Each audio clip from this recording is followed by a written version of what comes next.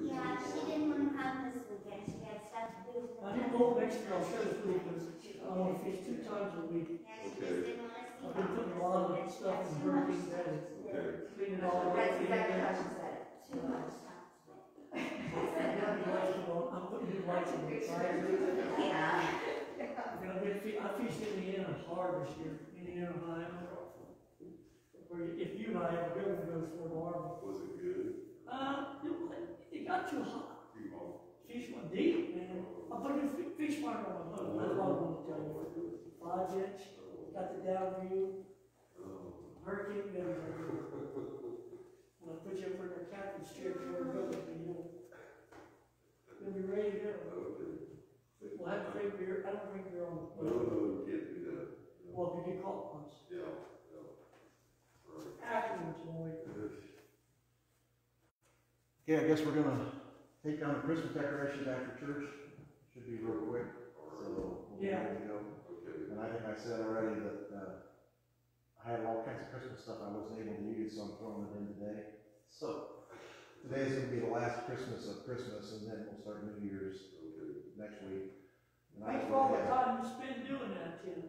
And I don't have anything like for New Year's wishes or New Year's, I haven't found anything yet that's pertinent to that. So if somebody has some suggestions, actually, next Sunday should be interesting because it'll be after January 6th, and we'll see what happens in Washington, whether there's a revolution or armed insurrection, or whether things transition the way that you'd hope that they would. So, yeah, it's getting real exciting, and not the kind of excitement that we like. So, when people are actually saying that the only alternative is to go out in the streets and cause trouble, that's kind of scary, really. Yeah, it is. Yeah. It's kind of disappointing, actually.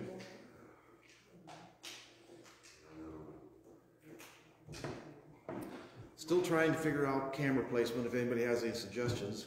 My next thought is maybe get a table, because I noticed last week when I'm here and I look at the video, you can see me from like here up, which is fine. Nancy is like, so you could see Nancy from maybe the chin. Like the head sitting on the table. Yeah, it's like the head sitting on a table. And that's not, it wasn't working, but I'm sure Nancy's not going to be happy with that. So I either have to get the camera up higher or move it back farther. And when I had it back farther, then everything showed up here good, but you couldn't really read the screen. And since a lot of what I do is kind of on the screen there, I was trying to get close enough to see that. But then that kind of causes problems here. But if I get it up higher, but then I don't know how, if I put a table, I guess I can try a table. Anybody has any suggestions, let me know, but that's the next thing, is to maybe put a table out there and get the camera so it's level with this. Do you want me to bring that step stool I was talking about, or not? I think what I'm going to do is, since we don't have a lot of people here for after church, we got 2 tables up there. I may just take one of those tables and move that's a good idea. and just try it. All this is all experimental, just to see what works. I mean, I meant for short people to stand on while they're talking. Well, that's an idea. I don't know. I've got, like, The danger with that is, I hate to see, Nancy's kind of unstable too. If you're standing on a step stool and you try to step off and you trip and fall. Yeah, that could be bad. So the other thing is, I've considered, is just moving everything down to the floor level instead of having it elevated up here. It's not like we've got like 50 rows of people that they can't see from the back.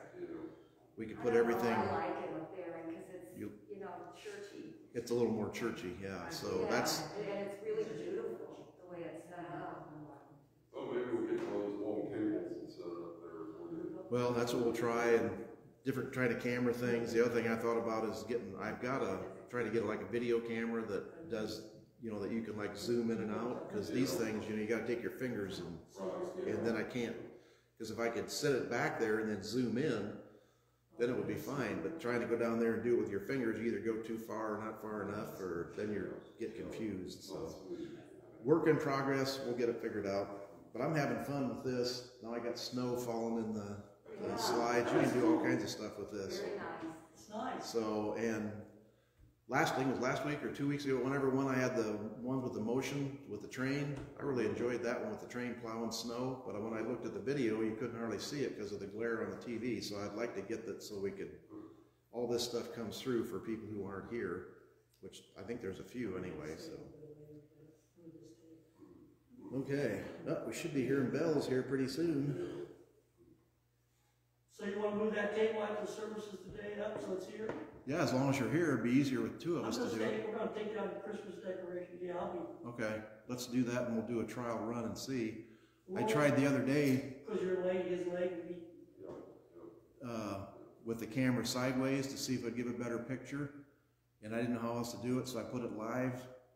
And then the people actually were looking at it for like 16-second video of like nothing.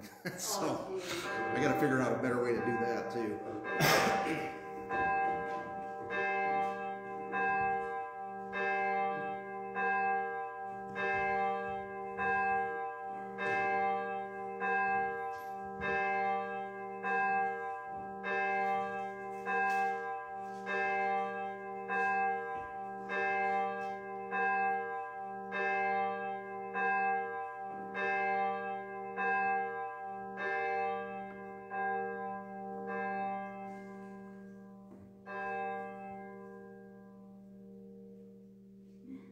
Last one, okay. Welcome this bright sunny Sunday, the first Sunday of 2021. And I've seen many people have noticed that it's kind of scary because it says 2020 WON, 2021, that's a bad feeling right to start off with. So we're not gonna indulge that. Welcome to First Universalist Church of New Madison, January 3rd. Do we have any introductions or announcements? Okay, this is going to be, and I told everybody here, and I'll say for everybody out there, this is a catch-all. I had lots of Christmas stuff that I enjoyed, but I couldn't cram in before, so I'm throwing it all in today. We'll start 2021 next week. So this is the kind of catch-all Christmas service. Our opening words are Welcome Home by Rachel Rott. Welcome, you questioners, seekers of truth with a capital T, pilgrims longing for sanctuary, travelers needing harbor from the storm. Welcome those who are holding on by a thread, determined breakers of the chains of loneliness and isolation. You push through your fear because something told you that you deserve to belong. Welcome home. Welcome to those who braid ropes again and again. You've been there for our siblings who were just hanging on. You gave them a hand into community and told them they could rest here. Welcome, you who speak spiritual and religious community for your children and grandchildren. You entrust your young people here, and we, as a community, commit to nurture and respect them. Welcome, children and youth. You give us the gift of your wisdom, your joy, your curiosity, your trust that we will hold all of it safe. Welcome. Welcome home. How do we make this tender place wider? How do we stretch into a bolder welcome, a radical generosity of the heart? Can we imagine ourselves the stewards and ushers not only into this space, but into our circle of belonging? Can we commit and recommit to being accountable to one another as anti-racist, anti-oppressive, a community that centers marginalized voices, that listens to those voices, especially when they are saying it is hard to hear? Can we be willing to change? When we break our agreements with one another, can we offer amends? Can we be humble and generous? There is grace enough here. There is, in this place, the possibility of healing, of repair, of making things right, within ourselves, between ourselves, with the wider world. There is, in this place, possibility. Welcome home. Prelude, please.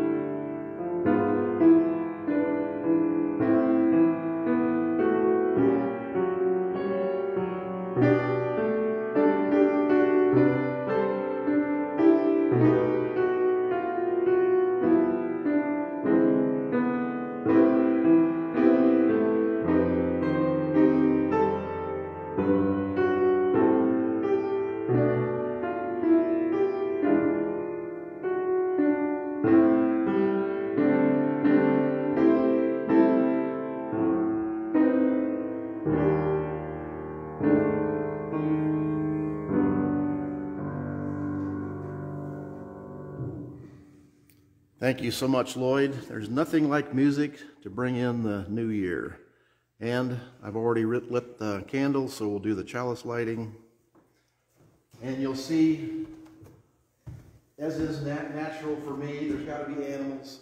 So this is our Christmas horse. Even has glasses on.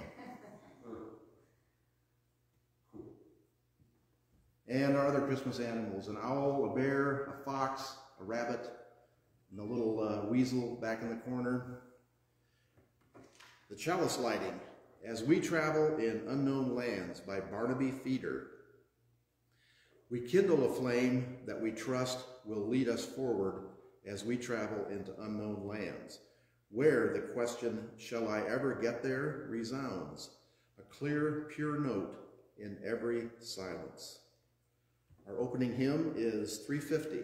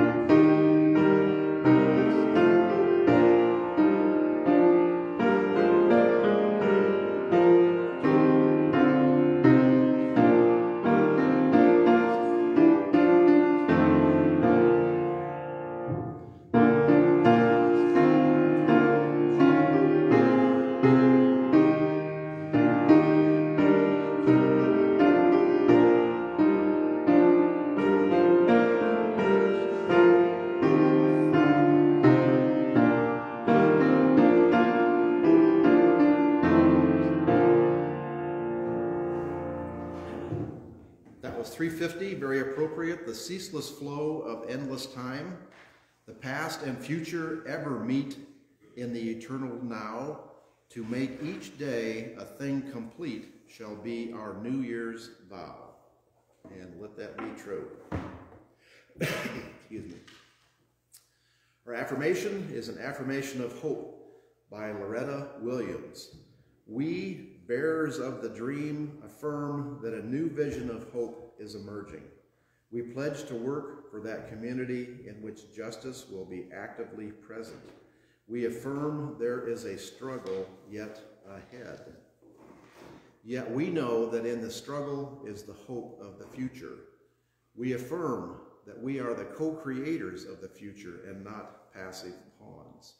And we stand united in affirmation of our hope and our vision of a just and inclusive society. We affirm the unity of all persons. We affirm the brotherhood and sisterhood that allows us to touch upon each other's humanity. We affirm a unity that opens our eyes, our ears, and our hearts to see the different but common forms of oppression, suffering, and pain. Yet we are one in the image of God, and we celebrate our hopes for the human unity. Within ourselves and within the gathered community, we will discover the strength not to hide in indifference, affirming that hope, publicly expressed, energizes and enables us to move forward. Together, we pledge action to transcend barriers, be they racial, political, economical, social, or religious. We pledge to make our tomorrows become our todays. Okay.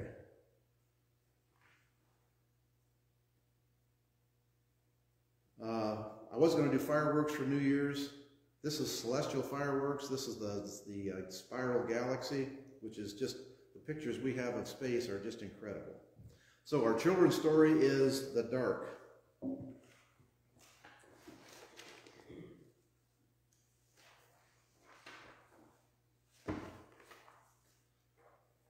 Who Loves the Dark by Sherry Philibon. There once was a child who got lost in the woods. As night began to descend, the child became more and more frightened. I'm sure any of us would be frightened too in that situation, but what made this child even more frightened was that he had always been afraid of the dark. He was more afraid of the dark than any of his friends, of his siblings. He didn't know why he was more afraid than his friends or his siblings. He only knew that when the sun went down, he was always very glad to be inside his brightly lit home. When the sun was all the way down and the only light was just a tiny bit of light from the moon and the stars, the child got so frightened that all he could do was sit down and cry. Soon he heard a voice say, "What's all that racket?" He looked down and saw a mole squinting up at him. "I'm lost in the woods," he said. "It's dark and I'm afraid." "Well," said the mole, "perhaps you should take your noisy crying farther down the path.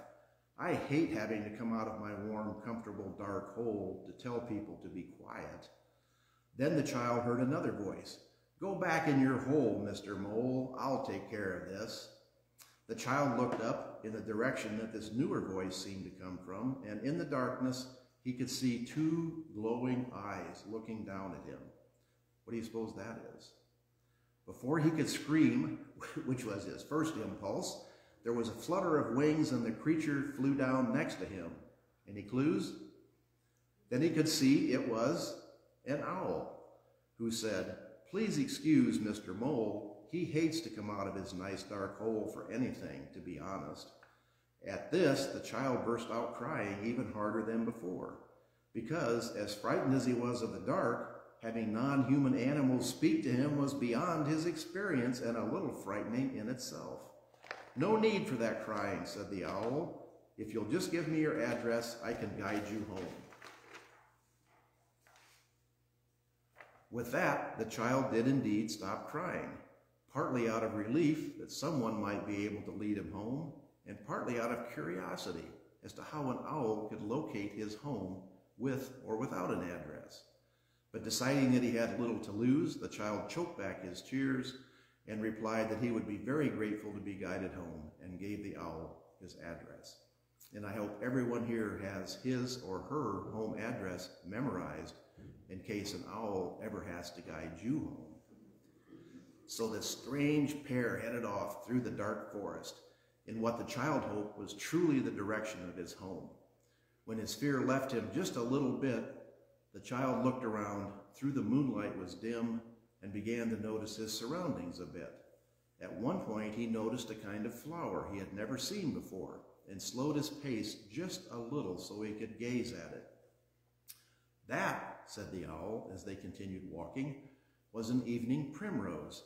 Did you know there are some flowers that bloom only at night? There are moonflowers, night gladiolas, flowers you would never see if you never went out at night." After a while, the owl said, as if musing aloud to herself, "And of course there are animals too who love the night and the darkness. Me, for example, I love the dark. In the daytime, the light hurts my eyes, so that's when I like to go to my tree and sleep." To this the boy replied, "Well, I like the daytime. I can see to kick a ball. I like the hot sun at the beach, and when the dark isn't scary, it's just boring." "Boring, you say?" replied the owl, and she clearly had some opinions to express on this point. But just then there was a fluttering and squeaking around their heads. It took the child a few seconds to figure out what it was, and then he shrieked, "A bat!" And he started flailing his arms to knock the creature away, shrieking the whole time. The shape backed away and hovered just out of reach and said, "Excuse me, that's just my way of saying hello." "Well, hello to you, Mr. Bat," said the owl. "This child was out here lost in the forest, and I'm helping him find his way home. You're not hurt, are you?" "Well," said the bat, "I probably have a bruise on my backside, but I think I'll live." "But you're a bat," said the child, "a creature of darkness. Weren't you trying to drink our blood?" "No," said the bat, "but I've been eating lots of yummy insects who would have been biting you if you hadn't been around. Anyway, I couldn't help overhearing what you said about the darkness being boring. If you want to come just a little bit out of your way, I can show you something really exciting." My parents always told me never to go places with strangers, said the child. Owl will vouch for me, said the bat. We've known each other for years and years. Owl agreed that Mr. Bat was indeed an upstanding citizen. So the group went off the path and traveled through the deepest forest for what seemed just a few minutes, and then they came out onto a dark beach. Here we are, said the bat. The child gazed out at the beach, lit very gently by moonlight, and thought, this is certainly beautiful, even in the dark, but I wouldn't call it exciting. And just then there was movement in the sand, like a little bubble of sand rising up. And then there was another little bubble and another. It looked almost as if the beach in the area were looking as if it were boiling. And then out of one of those little bubbles of sand popped a rounded shape. Any clues? Looks like we got here at just the right time, said the bat. As they watched, more and more shadowy shapes came up out of the sand, and soon the child realized what he was seeing. Lots of baby turtles. Lots of baby turtles, hundreds climbing out of the sand. This was truly exciting. Once each turtle shape pulled itself up out of the sand and started crawling as fast as its legs would carry it toward the water. When baby sea turtles hatch, said the owl in sort of a teacherly voice, they need to find their way to the water, and they almost always do this at night, because to find the water, they need darkness. Everywhere else to follow the moon and the starlight reflecting off the water. Daytime sunlight is too bright and scattered everywhere. Oh, said the child. As they turned to leave and head back toward the child's home, Owl spoke again, as if thinking aloud to himself, herself. You know who else loves the darkness? Because all the nighttime plants and animals, the moon and the stars love the darkness. That's when they can really shine. Of course, they're there in the daytime as well, hidden behind a wall of light. But when that wall goes down with the sun, the stars and the moon reveal their beauty. After what seemed a very short time, the child and the owl left the forest and walked down a street that the child recognized as his own. He was very happy and relieved, and also a little sad to say goodbye to Owl, to whom he gave a very gentle hug and a thank you. He went into his home and, being extremely tired, got ready for bed right away. Before he went to bed, as a matter of habit, he bent down to turn on the nightlight that he always kept glowing through the night to keep the dark at bay. But before his fingers touched the switch of the nightlight, he smiled and pulled his hand away. He got into his bed, pulled up the covers, and let the comforting arms of darkness soothe him to sleep. Very nice story. So, don't be afraid of the dark or the creatures of the dark.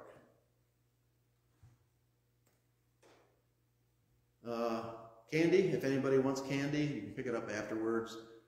We still have stale donuts, 3 weeks old now, if anybody wants those. If not, if you have a dog, take them home to your dog. If not, I'll take them to my dog.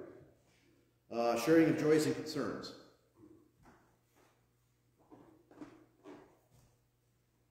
We have any? Okay. Then I'll announce our general, consistent, every week joy and concern for the plight of our country and our voting and the future of where this country is going is right at a tipping point. Some things are happening that are pretty scary in the news, including the news. Amazingly, Fox News is beginning to lose popularity because there are 2 news stations. I think it's One American Network, and what's the other one? There's another one. That might be it, yeah. That are farther to the left, farther to the right, more conservative than even Fox, if that is even believable. And people who are not happy with Fox are moving farther to the right and receiving more information, which in my personal opinion and in the opinion of the kind of general population is one-sided and very biased.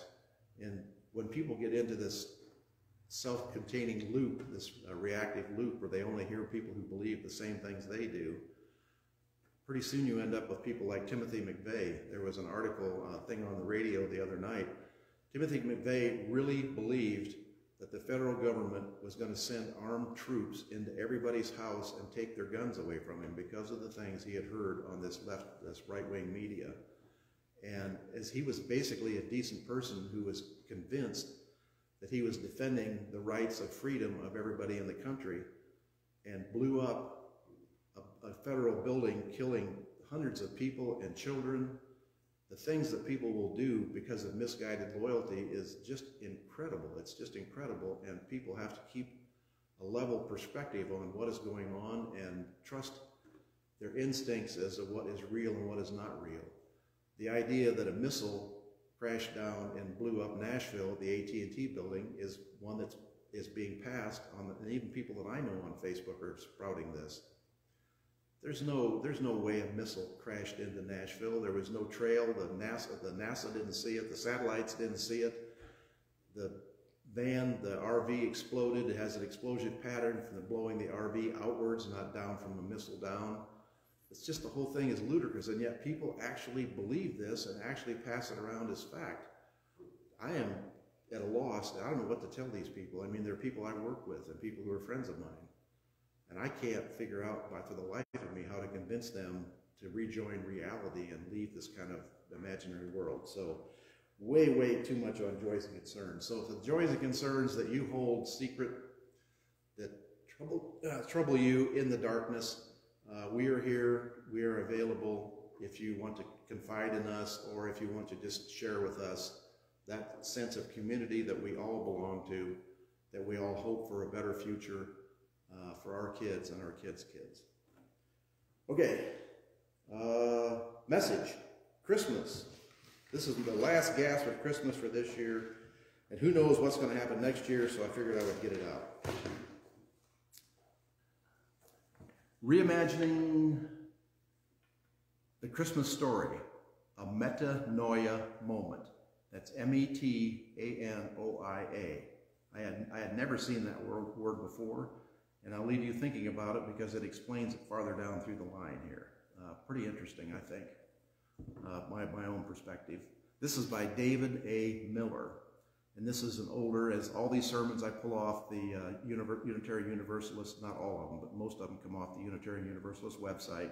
They're in the public domain, and these guys and women are pretty talented. Some of these I think are pretty inspiring. Okay, I've changed it a little bit to fit. We are 9 days away past what has come traditionally celebrated as the birth of Jesus of Nazareth. I say what has become to be the traditional celebration because some believe the real birth of Jesus was sometimes in April or some other time, and this was the time of year that was chosen because of its proximity to the already celebrated holidays associated with solstice and the various pagan rituals. This is actually a good illustration of the contrast of what cultural norms associated with this holiday have come to mean, and what perhaps they were meant to mean when the story of his birth was first written. And we all know that most of the people celebrated Christmas celebrations, the Germans with the tree, and the pagans with the winter solstice. So Christianity just kind of grafted their holiday onto that one.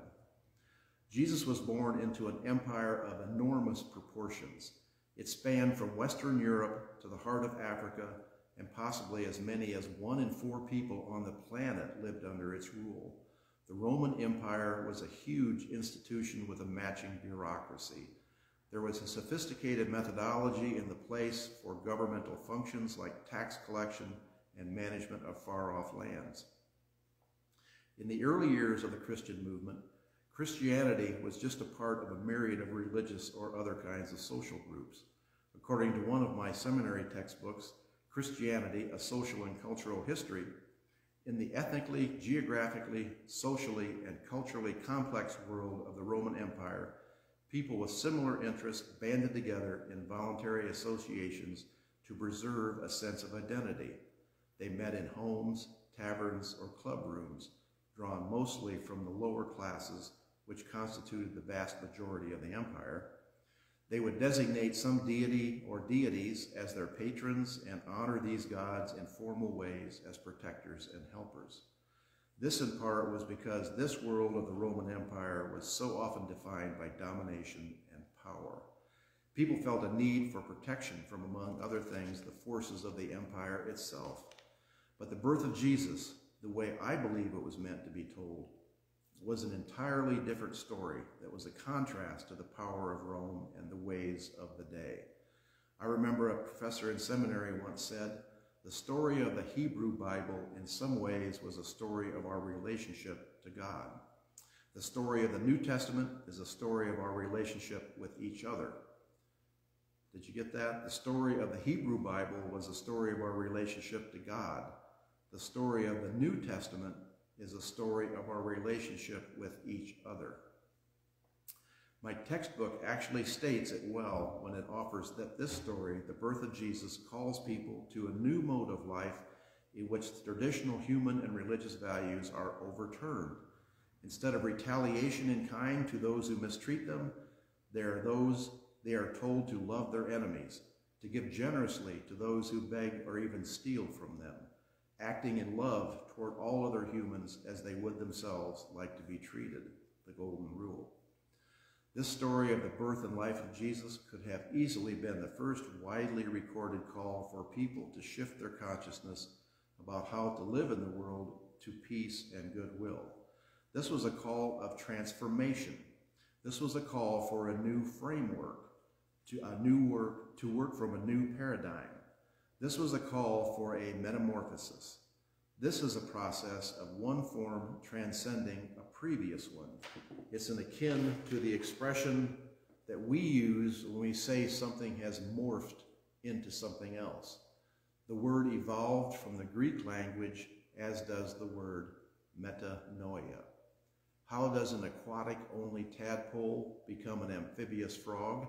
How does a creeping larva change into a winged moth or a butterfly?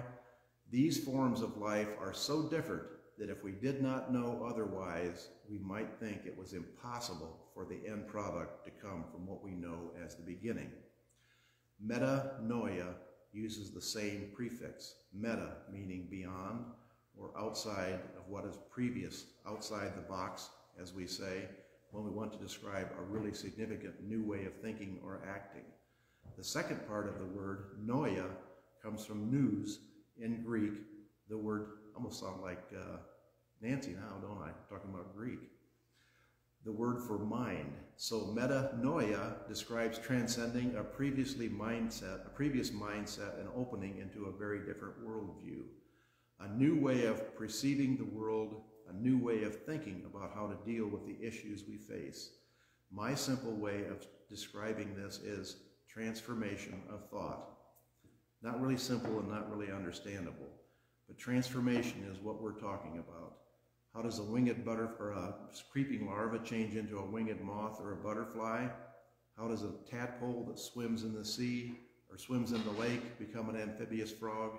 That's the transformation he's talking about from the Hebrew Bible, the early religion, which talked about relationship with God, to the New Testament, to the religion of Christianity, which talks about the relationship between people. You have no enemies. Among the Gospels of the Christian scripture, the translations for metanoia have usually been translated these words into the meaning repent. In other words, change or open your mind about the gospel of Jesus and believe in it in order to achieve salvation.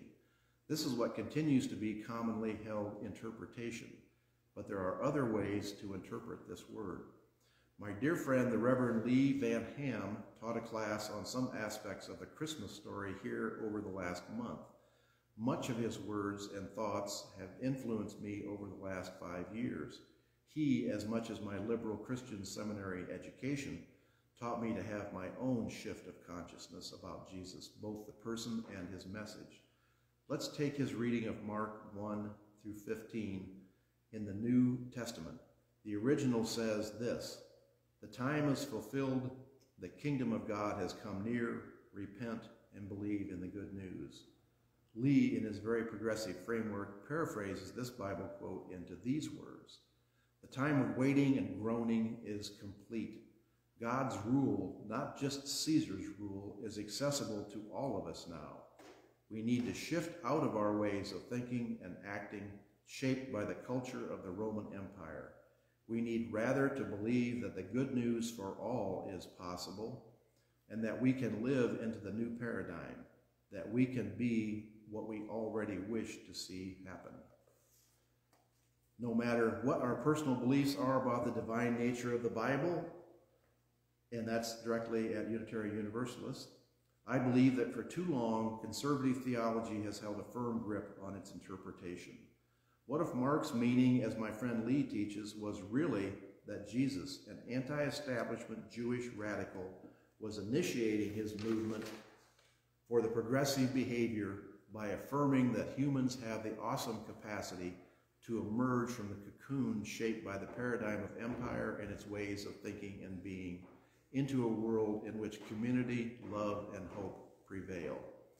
Mark uses the word metanoia to press this invitation, to crack that hardened heart of the peoples of the empire, the people who had internalized and lived every day through the lens of the Roman Empire's story about their subservient status, people working to supply the privileged, struggling to live a life of subsistence.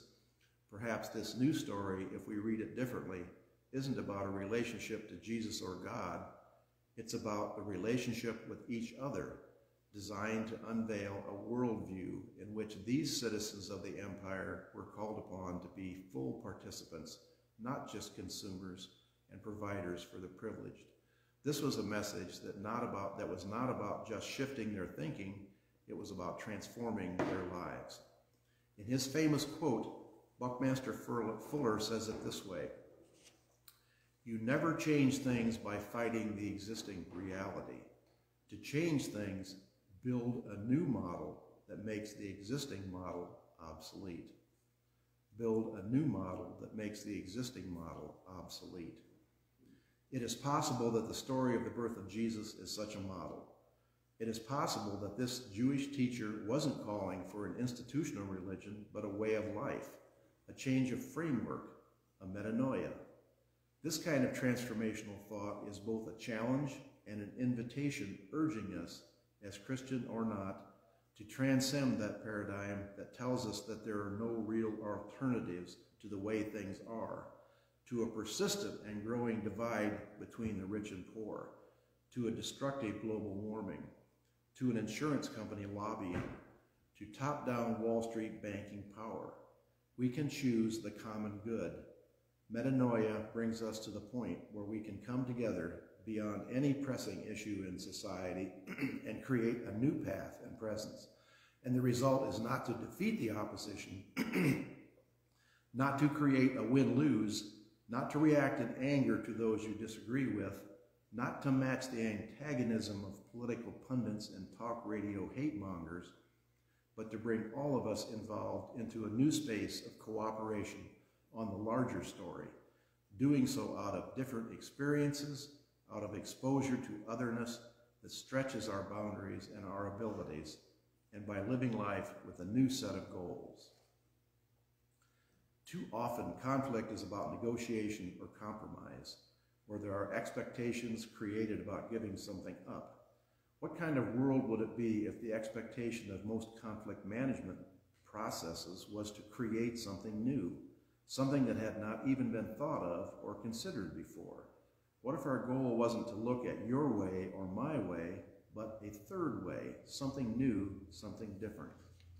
Being in management for 25 years, I have come to understand that being creative, egalitarian, spiritual, community, and justice-driven in the workplace does not absolve any of us of the responsibility for having performance measures.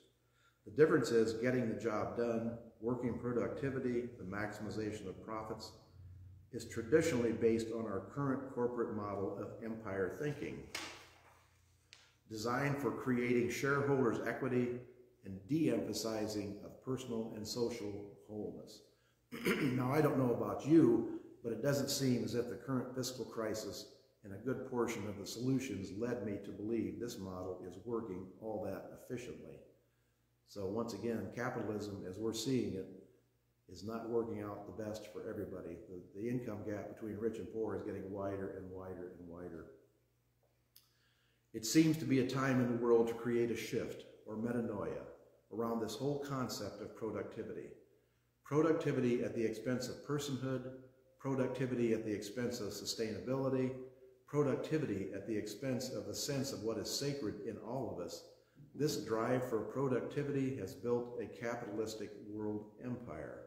But there is a shadow side, a side that has brought us to constant international conflict, a lack of universal health care, global climate destabilization, and the consistent lack of civility in our political process. The lack of civility in our political process. That is just multiplied exponentially. Over 40 years ago, Bobby Kennedy cited another Greek thought. In his speech given upon the occasion of the death of Dr. Martin Luther King, he said, "Let us dedicate ourselves to what the Greeks wrote so many years ago, to tame the savageness of man and make gentle the life of this world, to tame the savageness of humans and make gentle the life of this world." Another Greek concept written so many years ago. Thousands of years ago, in a time of another great challenge to the world, we find wisdom in this ancient Greek concept of metanoia. For each one of us has the ability to participate in this cycle of empire, and we all have the ability to find wisdom from the ages and reframe, recontextualize, transform, or make the existing model obsolete by creating a new one. Paul Harkin, social entrepreneur and the author of Blessed Unrest, How the Largest Movement in the World Came into Being and Why No One Saw It Coming, is quoted as saying, quote, "Inspiration is not garnered from litanies of what is flawed. It resides in humanity's willingness to restore, redress, reform, recover, reimagine, and reconsider. Healing the wounds of the earth and its people does not require saintliness or a political party. It is not a liberal or a conservative activity. It is a sacred act. A sacred act. Then the angel said to them, 'Do not be afraid, for behold, I bring you good tidings of great joy, which will be to all people.' A message for everyone, not just the ones favored by the empire. 'And this will be a sign to you. You will find a babe wrapped in swaddling clothes, lying in a manger, a common baby born out of those who could not afford better.' And suddenly there was with the angel a multitude of the heavenly host praising God and saying, 'Glory to God in the highest, and on earth peace and goodwill to men.'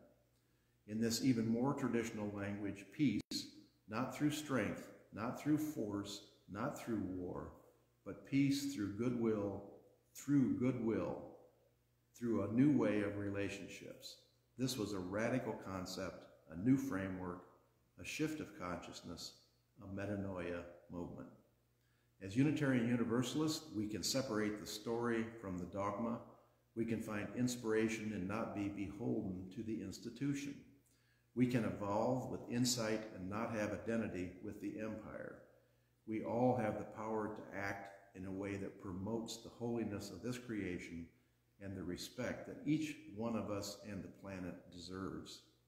So at the end of this Christmas week, I ask all of us to shift our thoughts a little. I hope that we can be open to a different reading of this story, a new way of thinking, a blossoming of possibility, another source to feed transformation. May we find a way to look past our stories of empire. May we seek the true possibilities that the nativity of a new idea can bring. May we help each other find that third way. May there truly be a new hope that grows from the story of the birth of any child in poverty. And may we tirelessly work for real peace on earth through goodwill, a novel concept, and my deepest and most fervent prayer. Very good. Complicated, but very good criticism of the world we live in, the capitalistic world that puts productivity at the highest level, the most important thing, and diminishes that sense of community. And that's what we're all about, folks, is trying to create a sense of community. Any comments? Okay, offering. Oh, this is Peter Bruegel the Elder, who is a Dutch painter in the 1700s. I love these peasant paintings, and there's a whole bunch of these that you can see. And his son, Peter Bruegel, I guess it's Peter Bruegel something, was the one who did the coming of Purgatory. The pictures, and I'll bring one sometime and put it up, of the people being dunked by evil creatures into gourds and pumpkins. It's like really kind of phantasmagorical. The first, basically, a horror story that was put up on screen for people to see. Pretty incredible. When I was a kid, those things like scared the heck out of me. So, offering. The Oil in the Chalice by John Saxon. The light of our chalice would soon flicker and die without the oil that nourishes its flame. And just as this flame cannot burn without oil, this religious community cannot survive or thrive without the financial as well as personal support of its members and friends. The oil that keeps the flame of our liberal religious faith alive and fuels the shared mission and ministry of this fellowship. Let us now give freely and generously an offering to sustain and strengthen our shared religious community, a community of memory, hope, faith, and love. For we are now keepers of its flame that burns for justice, its dream of a beloved community, its vision of a world made whole. As usual, feel free to put something in. Feel free to take something out if you need something. And this is the first Sunday of the month, and I keep forgetting to announce it on the last Sunday of the month, so it's Fish Sunday. So if you'd like, you can put something in the fish basket as well.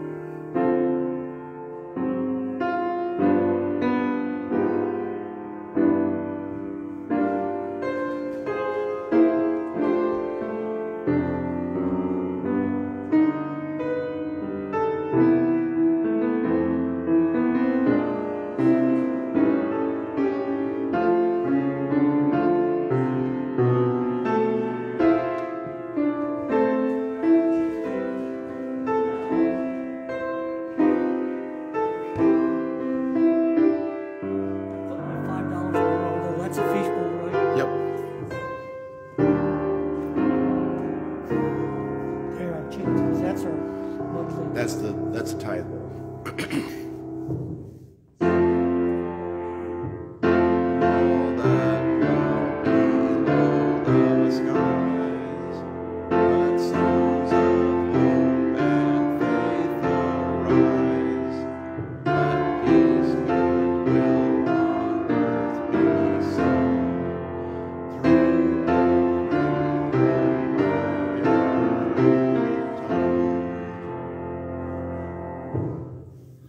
Very good. I suppose people may get tired of hearing this, but we're just going to keep saying it and saying it. Let peace, goodwill on earth be sung through every land by every tongue. That's what we live by, folks.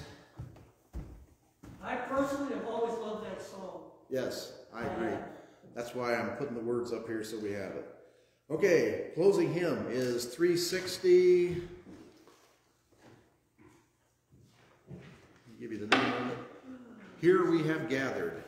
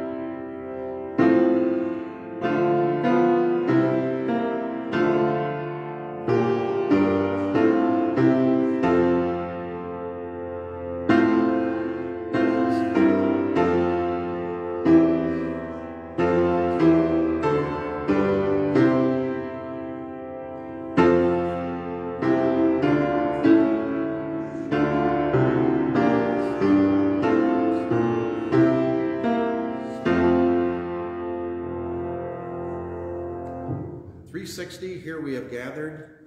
Kindness can heal us. As we give, we gain. Sing now in friendship this, our heart's own song. We need somebody who can sing. If anybody, I'd even give them a couple bucks to come up and do song leader, because I think that would really make it kind of like church used to be when everybody would sing together. These words are important, and either have to read them or somebody, would be nice if somebody could sing them, if we could figure that out. So if anybody has any suggestions, let me know. Maybe artificial intelligence, we can get some kind of robot voice that answers your answering machine to do it. As long as it does it on key, because I can't even hit close. Closing words, and extinguishing the chalice. Let me blow them. Closing words are on the thing there. That's something my wife found and put on Facebook. And I told her I was going to read it for our closing words today. When the song of the angels is stilled, when the star in the sky is gone, when the kings and the princes are home, when the shepherds are back with their flock, the work of Christmas begins to find the lost, to heal the broken, to feed the hungry, to release the prisoner, to rebuild the nations, to bring peace among others, to make music in the heart. And this is by Howard Thurman. A really good thought for the ending of Christmas. Wishing you a Happy New Year. And I had two of them because I can't go past the horse. Happy New Year 2021. Postlude, please.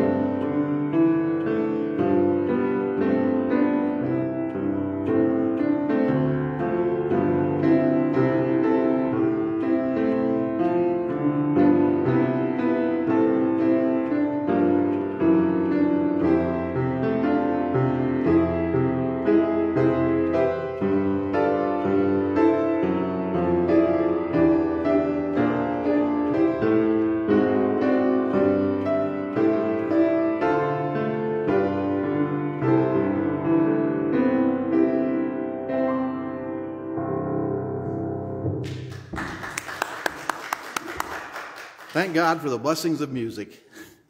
That ends our first Sunday of January 2021, the service at New Madison First Universalist. So hope you have a good year. Hope you can stay encouraging. Hope you can join your community or our community. If you need something, let us know.